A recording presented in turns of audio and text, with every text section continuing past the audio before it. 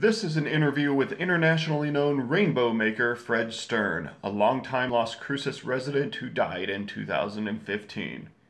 He traveled the world making rainbows. The interview was conducted by KTAL's Peter Goodman and his co-host Keith Whelpley on a different radio station on November 4th, 2013. Welcome, Fred. So you make natural rainbows in the sky. I get the in the sky part. Where better to put a rainbow, but you actually make them. Tell us how you got started making rainbows. I worked as an artist for a long period of time and did a lot of public art pieces, building lighting. I worked mainly with light. In the early years, I did light shows at the Fillmore East and the Electric Circus in New York.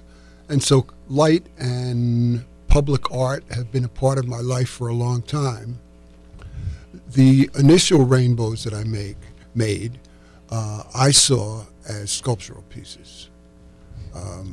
They were three-dimensional. They had an aesthetic. They just weren't permanent. But then again, no one said that sculpture had to be permanent. And then they evolved, or actually the concept behind them evolved in other directions. Evolved how? Oh, go ahead. I was going to ask, just so our listeners, when they understand what we're talking about, what do you actually do to physically create a rainbow? Okay. If my rainbow making is considered to be an art form, it's really art imitating nature. I do exactly the same thing that nature does when she makes a rainbow. In order to see a rainbow, the sun has to be to your back, low in the sky, and there has to be a rainfall in front of you.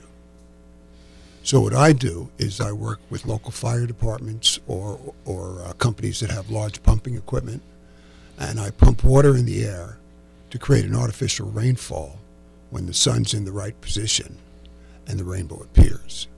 I've done rainbows as big as 2,000 feet across. Wow. Okay, so there it is. It's an actual rainbow. Yes. Artificially made. Okay. Yeah. Very good. So we were talking about how you happened to get into this, and it kind of was a move from sculpture to kind of a temporary sculpture. Reminds me of the Rivers and Tides, the guy who built I've forgotten his name, but he built Christo. Beautiful. No, not Christoph. Christo. Oh, go ahead. The one who built beautiful things on sand, things that the tides would take out, or things near a river that was going to flood. Andy Goldworth. Yes, that's the guy. Yeah. Anyway, the very idea of we're going to put all this work into something, create it, it's beautiful, but it ain't forever. Well, this is what the whole conceptual art movement was about, that there doesn't really have to be an object in terms of art. Mm-hmm.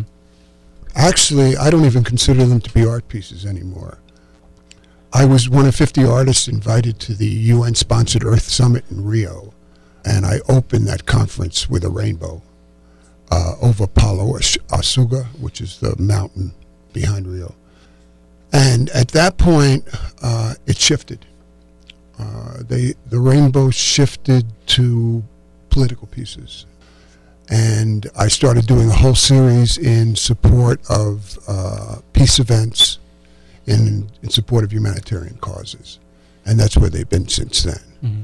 Now, you've also, some of them have been commercial. There have been several that have been commercial. I've done over 50 of them around the world. The commercial ones are only a way to support the non-commercial ones. So it brings in some funding for that. So when is the last time you've done a rainbow, and when is the next time you're going to do one? I did a series in Turkey and Stockholm over the past year, and there's one in the plans for India, in Bangalore. Mm-hmm. And these the peace related, or are these for profit? These three are commercial ones. Okay. And then this summer there's a whole series coming up of rainbows for camps for children with cancer. And those I find in some ways to be the most rewarding, because I actually get to walk the children into a rainbow. Oh, wow. So they get to experience what's at the end of the rainbow. Not a pot of gold, I fear. No. Now, you did one at Young Park a few years ago? Yeah, I've done 4 of them in cruises, actually, over the years. I opened the Court Youth Center with one. We established Alzheimer's Day and did one in Young Park for Alzheimer's Day. And then there was one for the hospice, in front of the hospice center. And then the one at Young Park in December, which was to celebrate, well, not the end of the Mayan calendar, but the beginning of a new Mayan calendar in a new world. Tell us about the trip to Sweden this year to do a rainbow. I can't really talk a lot about who it was for. It was a major Swedish corporation, and it was a commercial event. I got to work with a really fine filmmaker, a Danish woman, and a great team of people there. And this was, they actually, as I understood it, made you almost, could say, the centerpiece of a new advertising campaign. Yeah. And I'm curious, why can't you say who? Well, because unfortunately, the campaign was never run. Everything was done, it was paid for, the whole thing, and then they decided to go in a different direction. But that's the advertising world. Yeah. I can't imagine the amount of water you need to spray up into the air, and the lighting I can understand, but the amount of water that one rainbow requires. Well, the interesting thing is there's a whole spectrum of ways to do this. If you're concerned about the water, I do it with kids, and we do it with a mouthful of water. Oh, wow. Which is really a fun thing for them and a fun thing for me. Uh-huh. For the events, it depends on the situation. In the city of San Francisco, they had a fireboat that had roughly 110,000 gallons per minute. I've worked in places like Mexico and in Gaza, where we had maybe 300 gallons a minute. The intensity shifts, and the size that I can deal with shifts as well. We were talking earlier about how you happened to get into this. When was that in time? A long time ago. How old were you? Pretty young compared to now. Why so evasive about your age? Well, Fred's even older than I am, and that's hard to do. You don't look as old as Peter. Well, yeah, but that has nothing to do with me. Very good. We are talking with Fred Stern, and he is a rainbow maker. Clearly there's a call for this. Everyone loves a rainbow, and in this New Mexico, in our Las Cruces, we have beautiful rainbows. Tell us, can you adjust the colors in a rainbow? Are rainbows all sort of the colors defined? Yeah, that's completely out of my control. I mean, there's certain shifts that occur with drop size, but I don't even deal with that. I'll take what I get. Yeah, interesting. By the way, I've never gotten a bad review. Well, who can not love a rainbow? I can remember in Oakland, I created a lot of small rainbows when I was just watering the plants, and the hummingbirds would go wash themselves in it. Yeah, it was beautiful, but not obviously on anything like the scale you're talking about. Well, that's an interesting concept, because what really happens is, at least in terms of my working with this, is I've come to realize that whenever the sun is out, there's a rainbow somewhere around us. And all you really need is the magic dust of some water droplets to make it appear. So some advice to people out there in radio land is you can see a rainbow anytime you're watering your garden. All you have to do is squirt the water with a mister nozzle, so it's kind of fine droplets, in the direction of your shadow, and wave it around, and there'll always be a rainbow there. It'll be at different elevations depending on the time of the day, from flat on the ground to up in the air. But it'll be a rainbow. But you can find it, and the key is the center of it is always in the direction of your shadow. Again, we're talking with rainbow maker Fred Stern. Fred Stern is the rainbow maker, and we've been talking about how he makes rainbows, and we were leaving on the whole idea that anybody can make a rainbow in their garden. If they stand in the right position, they spray the water fine enough, and they spray it in the right direction too. Which is towards your shadow. Great. Spray it towards you. That's the center of the rainbow. Okay, you passed. Yeah. And I'm going to try this. I think a lot of people out there are going to try it because I think we've all sort of accidentally made a rainbow and we wondered, gosh, how can I do that again? Yeah. Not knowing the science or the physics of how rainbows are made. I've always been very aware of it because I'm a photographer. Uh-huh. And so if the sun comes out low in the sky and there's a little rain on the mountains or wherever I am, I can be sitting at my desk and look out and say, oh, rainbow weather. I remember my sister was visiting from Illinois, and of course Illinois is land of rain, and I suppose could be a land of rainbows too. But she was struck one day when she was driving, and she saw this beautiful rainbow arcing in the East Mesa, and it was sunny and bright, or I don't know how bright, but it was sunny. It was not a cloudy day, and she says, "How does that happen?" And I said, "Well, out there, they're probably getting some rain." And that's why we can enjoy a rainbow, because somebody, and with our such big skies and low vegetation, we have this great canvas, so to speak, for rainbows. Yeah. By the way, this is typical of what happens in my life. I have more people telling me rainbow stories, and I get more emails from friends of I was driving down the road and ping, it was there, and I thought of you. And so I get all these photographs coming, which is fun. It's really fun to celebrate that. Do you live here in Las Cruces? Yeah, I've been here for probably about 13 years. Now, I want to get back to what Peter was asking about, and that is the lack of permanence of your artwork. And of course, you say you don't really think of it as art anymore. And this whole movement or this movement, I don't know if it's a new movement you had mentioned, toward artwork like that. It's like those masterpieces they make on the beach, only to be washed away. How fulfilling could that be for an artist to sort of create this thing that just disappears? Well, from my perspective, any piece you work on is obsolete before you complete it. So it doesn't matter whether it exists or doesn't exist after the fact. It's all about process. It's not about objects. A lot of artists, they work and toil many hours, and they end up with a warehouse filled with work.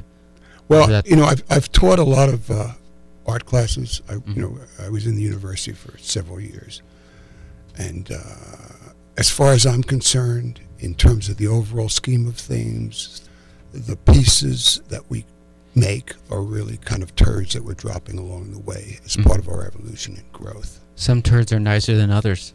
But, yeah, I mean, there are a lot of people, a lot of writers who certainly never go back and read their novels, a lot of actors who don't see their films, and it certainly does feel true to me on what I've worked on, and friends have worked on things, that very often after it's finished, you're just really interested in the next piece and what's going to happen next. Yeah. Well, in addition, D.H. Lawrence, speaking of writers, said that great works of art are never completed; they're abandoned. So and we abandon them in the final moment and move on. When you do work with kids and you show them how to make a rainbow, or you're creating a rainbow for little kids, what kinds of things do they say? I mean, are there any profound things that kids say when they're watching this? They don't have to say it. There are a bunch of videos on my website, and you can just see their faces, and especially at the Camps for Cancer, because at these camps, every child there is either undergoing treatment for cancer or a survivor. If they're a survivor, or they've been a camp attendee, so they're a survivor. And you look at these kids running through this rainbow and screaming and laughing and dancing, and I pinch myself every time to realize what they've been through. So now the other thing was that each of these kids get to the end of the rainbow, so they know exactly what's there. Now, what is there? I'm going to save that till the end of this session. Okay, we'll leave a little time. I thought you guys would never ask that.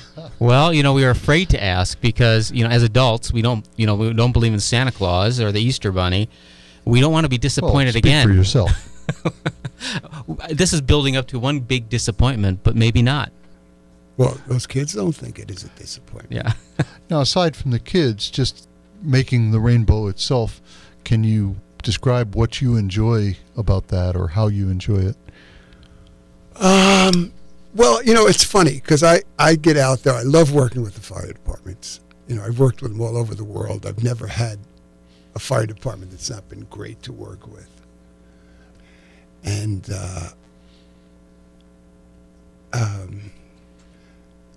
I'm pausing because I thought of a joke which may not be appropriate, that I tell the fire department, which may not be appropriate here.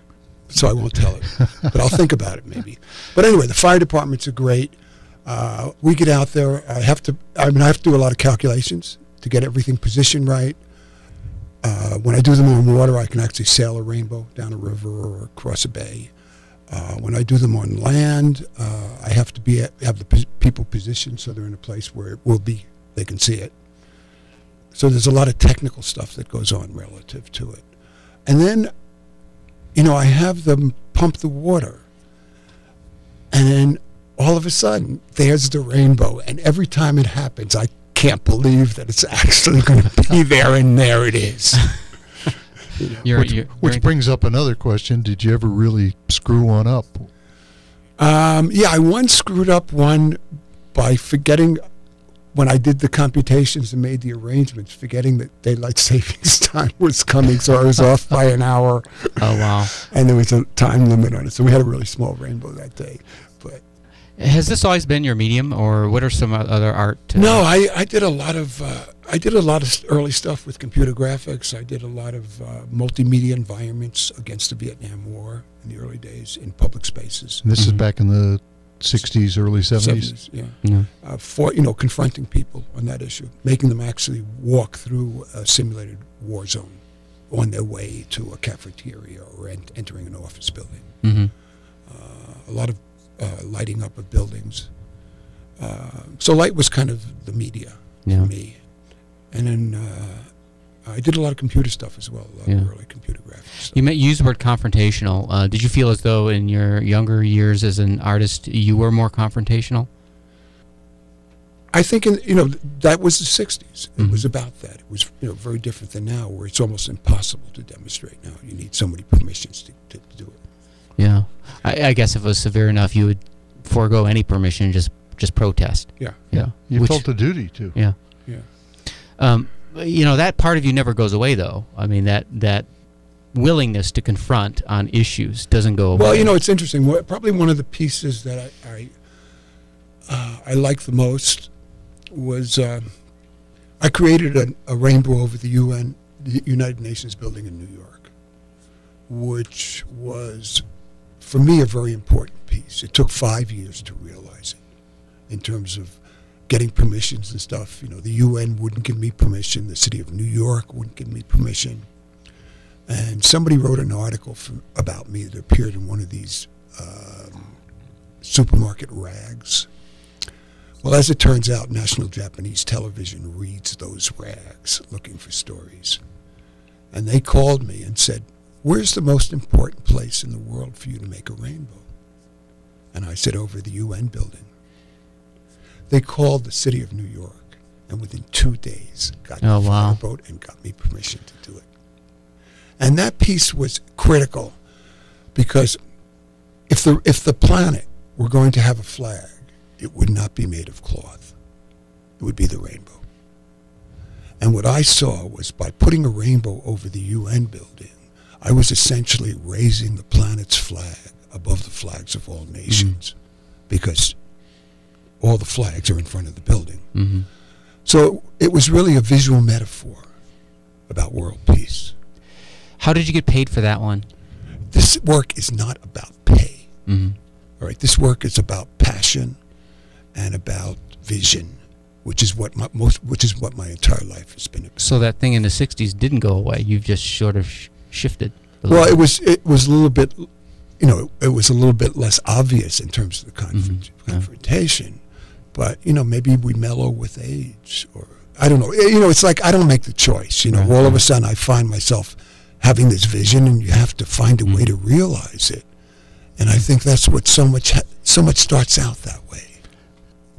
We're talking and have been talking with Fred Stern. He's a rainbow maker. He makes rainbows professionally as an artist, and you described the UN project and what you termed the world's flag, raising the world's flag, which was a rainbow. Fred promises he's going to tell us what it actually exists at the end of a rainbow. Okay, it's a deal. Yeah. It's interesting because I'm not even sure I see it in any way as confrontational. A lot of it was just about a vision of expressing a concept of peace to the world.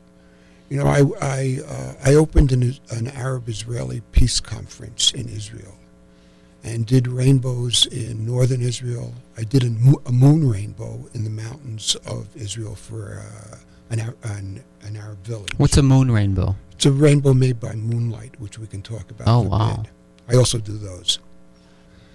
And I did a rainbow in front of the Palestinian Authority headquarters in Gaza. And that was really an important one for me because both the Muslims and the Jewish people are all children of Abraham. And they accept the story of Noah. And the first rainbow was a symbol of reconciliation between God and man. And I saw the importance of doing rainbows in that area as the one image that both a Muslim and a Jew can stand next to each other and see the same image. Mm. Unfortunately, a lot of these rainbows I've done for peaceful concepts has had the world fall apart afterwards. Mm-hmm. So I'm not sure of how safe this is going to be to continue doing. Mm-hmm. It seems as though peace sometimes seems impossible, and so in that sense, you are confrontational. You're showing them something that seems implausible in a world that seems rife with warring. It's not confrontation. I'm an idealist. Yeah, and we have a call. We're going to take that. Hello, you're on the air. Who do you? What comment do you have? Hi, this is Dale. Oh. I just really thank you so much for this show. It just really it's just a delight, and I think that it's really important for people to know that being a rainbow maker is possible. I just think that's a really special world we live in. My question to Fred Stern, though, is I had never thought about how the rainbow is perceived throughout the world, and it sounds like he might be able to speak about that. I hadn't thought about, is the rainbow magical to everyone? I mean, I know you can't speak for every person, but in your experience, I would love to hear that, and you may have already touched on it, but I would just like to hear more. Thanks, you. Dale. Good question. Well, thank you for your delightful comments. And I'm going to answer your question by referring you to something. I have a website. It's rainbowmaker.us, not rainbowmaker.com. And on that site, there's a page of rainbow mythology. And in that page, I give about, I would say, 60 or 70 stories about the meaning of rainbows from around the world. So I think that's probably a better place to have you go than my start telling the stories now. And the website is rainbowmaker.com? No, rainbowmaker.us, like United States, Mm-hmm. not .com, and Rainbow Maker's one word. But it would be interesting, just for the show, briefly, if there's a particular country or ethnicity where they have a very different view of the rainbow. It'd be interesting to have you tell us one of those. It's really hard for me to choose,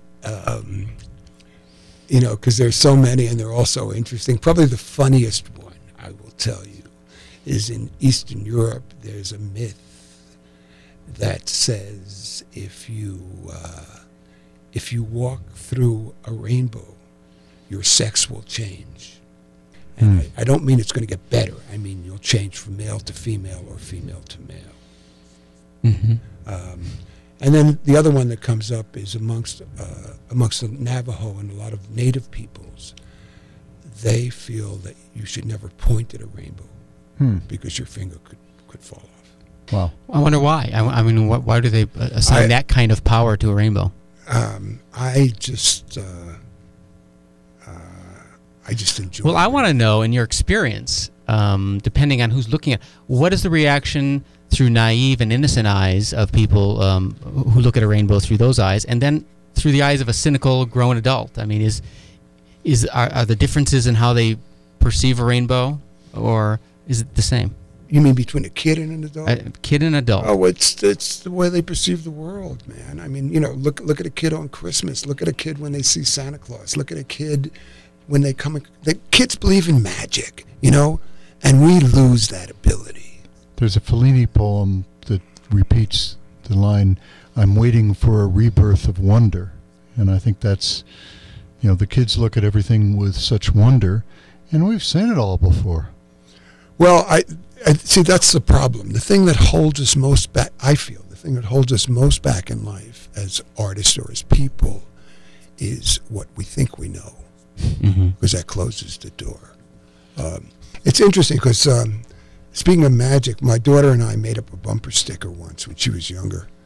We only made one bumper sticker, and it was kind of a very arrogant statement. We said that only love, magic, and the dream are real, and I believe that. And that's the difference. We're here with Mr. Stern, Fred Stern, and he's the rainbow maker. At the end of this program, stay tuned. He's going to tell us what officially is at the end of a rainbow. And, you know, I think it'll surprise us cynical adults about what might be there. I don't know. He didn't tell us during the break. But you did during the break tell us a joke. The joke that you didn't know. So send the kids out. Send the little kids out of the room. It's not that bad of a joke. We've decided it's acceptable on Speak Up Las So go Cruces. ahead and tell us. Okay, the big thing in my work is working with fire departments, and I've never met a fire department that I didn't have a ball with, you know. And they go from, you know, fire departments like in Rio de Janeiro, where the firemen came out in bathing suits with tank tops on, and their pump on their boat had a string pulley on it to start up. And so I usually always ask the firemen one riddle just to see if they can get it. And as it turns out, no one in the fire department has ever answered this riddle correctly. What I ask them is, I say, okay, you guys are firemen, right? And they say, yeah. And I say, well, then tell me, what word begins with the letter F and ends with U-C-K? And they all kind of laugh and titter, and then they say that curse word that I'm not supposed to say here. And then I say, nope. The answer is fire truck. Interestingly enough, the first time that anybody ever answered it immediately was in Stockholm this summer, and it was a woman member of the fire department.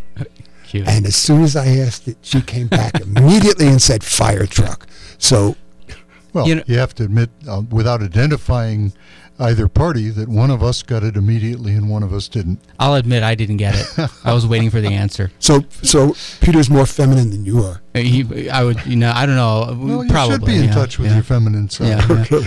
I want to go back to something you're talking about, and that's that bumper sticker, the one you and your daughter made. You made one, and you called it an arrogant statement. I want you to explain why you thought, what was on the bumper sticker? Tell us again, and then why you thought that was an arrogant statement. Well, we wrote only, emphasis on only, love, magic, and the dream are real, which basically was saying that nothing else, everything else in our life is an illusion. And that's why I said it was arrogant. And I think for me, the concept of magic, the rainbow is so much, so much of the rainbow is that element. And we're talking about the difference between the way children and adults perceive things. And I think we lose that concept of magic. You know, I think so much of what we think we know blocks us off from seeing things. You know, everything has to be logical and in place. I think there are two things that I've always felt. I do art classes on the concept of process, which are really creative process classes. And the two things I think that hold artists back most in life is what they think they know, or what they know, or they feel they know. And the other thing is past successes.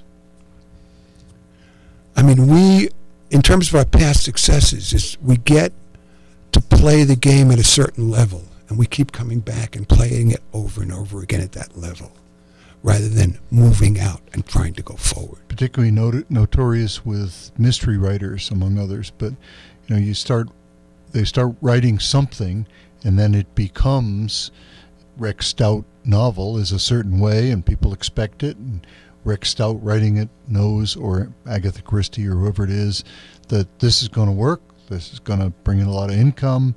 But see, that's the key. And they don't try something new, with a few exceptions. But that's the key. The key is once you start pursuing market, once you start pursuing money, the game changes. It's got to be about passion and vision. Oh, I know. Well, you see, for me, the second most dangerous thing for an artist is to believe a negative review of their work. What's the first? To believe a positive review. All right, did you get that one, Peter, before he answered? Yeah. Because basically, this whole concept being process-oriented, all right, has nothing to do with evaluation. Because art really, if it's anything, if it even exists, is a verb. It's never a noun. Very good. There's a critical word that comes up here. We were talking about what we lose going into adulthood. And I think the concept of wonder is an important thing. The one thing that kills this sense about wondering is the things we know. I mean, we know, it's impossible to make a rainbow. It's impossible to get to the end of the rainbow. We know all these things. And as a result, we don't see them. I've decided if I were ever going to be a superhero, I would like to be Wondering Man. Where something happens in your life, like a negative thing, or we see as negative, we frame it that way. But if you stop for a second and you say, I wonder what the real meaning of this is, all right, then all of a sudden it opens up possibility. I did a 4-month traveling adventure last year. It was after 2 years of intense work. And I got into saying yes to every opportunity that came up, no matter how much chatter went in my mind about cost and is this worth doing or is this crazy. And it took me to incredible places.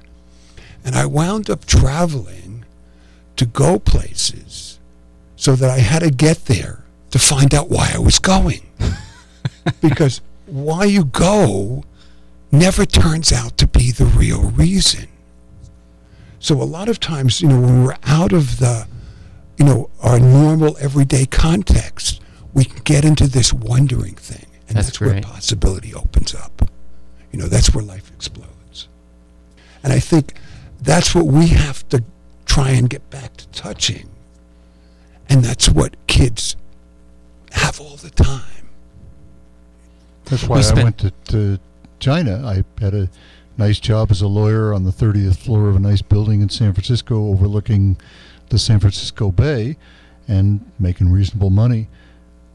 But I went to Thailand and Nepal, and I just saw that walking down some alley without a clue what the people were actually saying reopened my sense of wonder. Yeah. And so I split. Yeah, travel's a good thing for that. Yeah. Travel, and time has a different frame. But it doesn't have to be travel either. It could be saying yes to anything. I mean, when somebody says, "Hey, why don't we climb that mountain up there, the Oregon, this peaks?"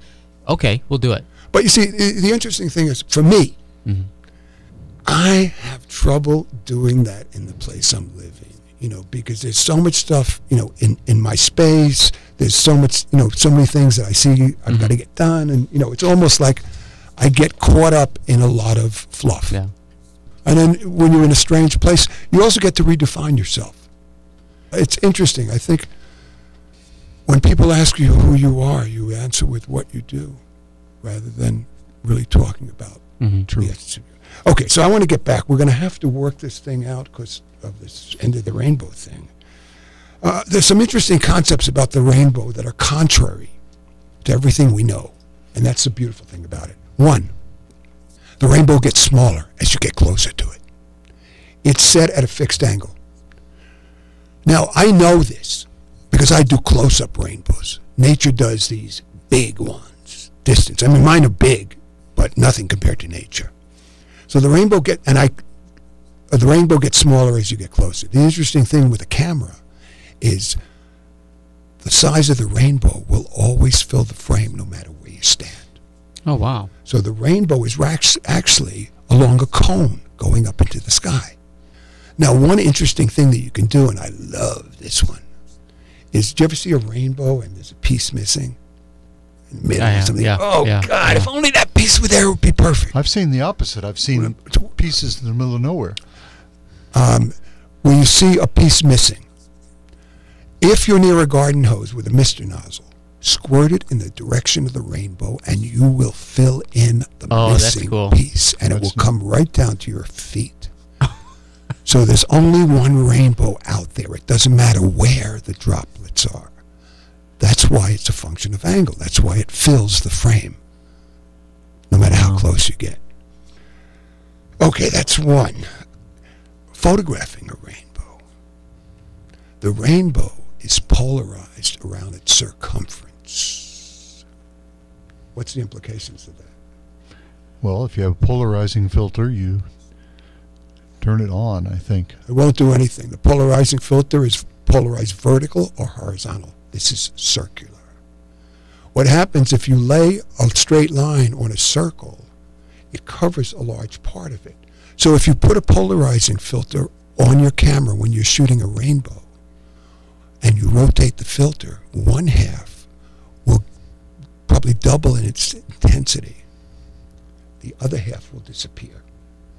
We're coming up toward the end. Okay. Do you need to get to that story about the... If the rainbow gets smaller as you get closer, guess what happens? Eventually, and this is what the kids see, and every time I take a photograph of kids under a rainbow at one of these cancer camps, it's shot from a distance, you see a big rainbow. The kids are always standing with their arms out because they are standing in the center of a full circle rainbow that begins right above their heads and ends at their feet.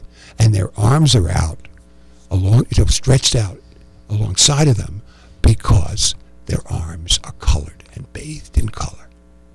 So, there's no pot of gold at the end of the rainbow, but you will get to see yourself standing in one of the most beautiful images you've ever experienced. And when I do these events on land, the adults never go under the rainbow. They're scared of getting wet. Kids are there. Thanks for being with us. You have been listening to an interview with rainbow maker Fred Stern from November 2013, conducted by Keith Whelpley and KTAL's Peter Goodman. Mr. Stern passed away in 2015.